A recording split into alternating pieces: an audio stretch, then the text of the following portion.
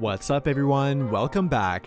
There were a lot of takeaways from the Lakers' victory over the Utah Jazz, but in my opinion, none were more blatantly obvious than the impact made by Stanley Johnson.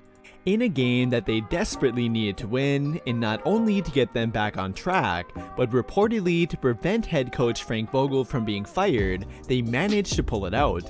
And luckily for Frank Vogel, he definitely made a good case for himself to stick around in that game, after not having a reputable win over a good team in quite some time now, and arguably only having one or two all year.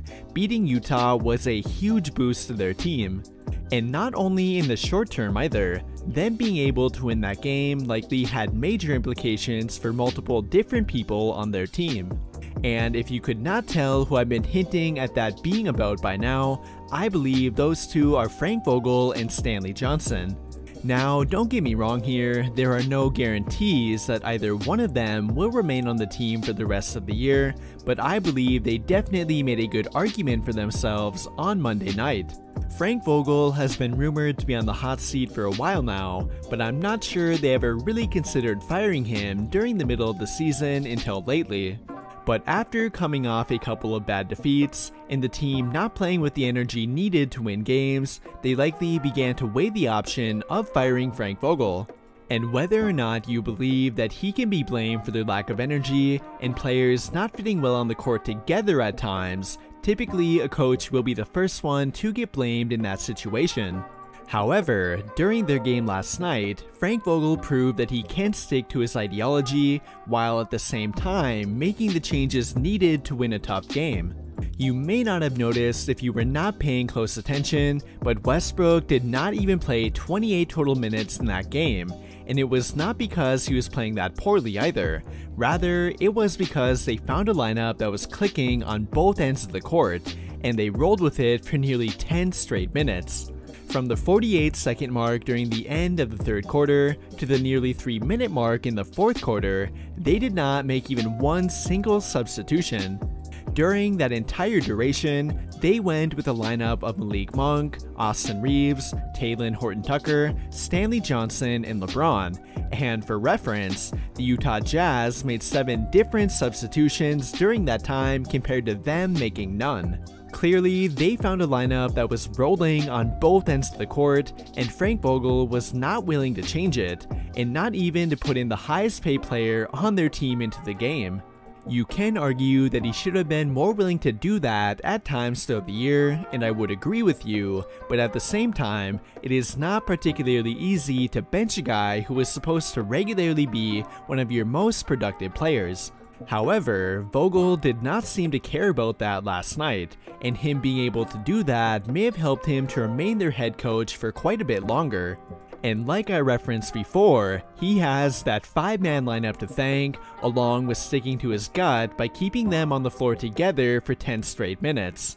And perhaps the player he would need to thank the most between them would probably have to be Stanley Johnson. Not only did he score 12 of his 15 total points during that time alone, but he completely changed the momentum of that game. When you have a guy who is working hard on both ends of the court like he was, that can uplift your entire team, and especially when that guy is not known for his scoring ability. But after last night, do not tell that to Stanley Johnson. He was making reigning Defensive Player of the Year Rudy Gobert look like an average defender at best.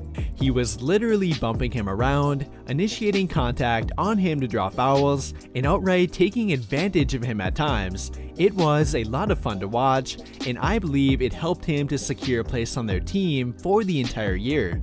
Because if you did not know, he is currently on his second 10-day contract with their team, or third if you count the initial 10-day hardship contract that he signed with them.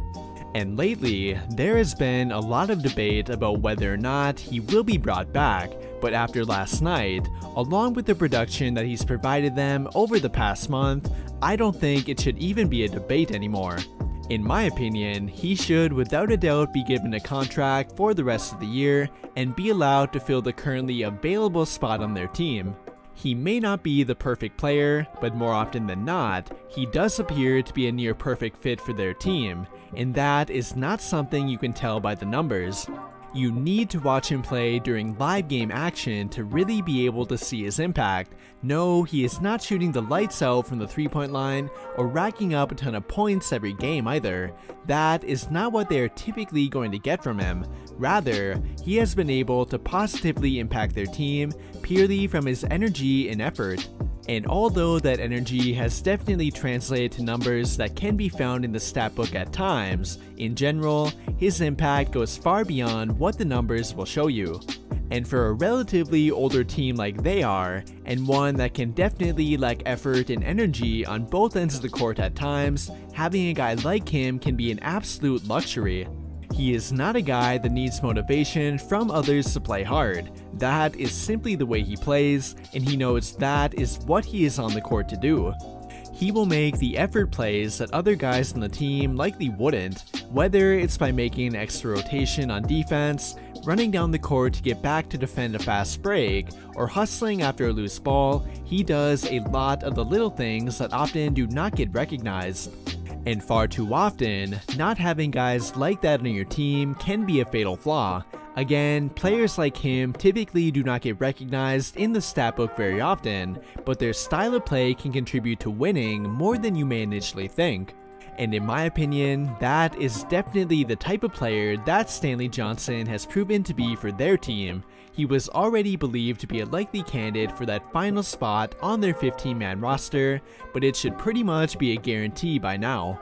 In conclusion though, both Frank Vogel and Stanley Johnson were able to help their odds of remaining with their team for much longer on Monday night.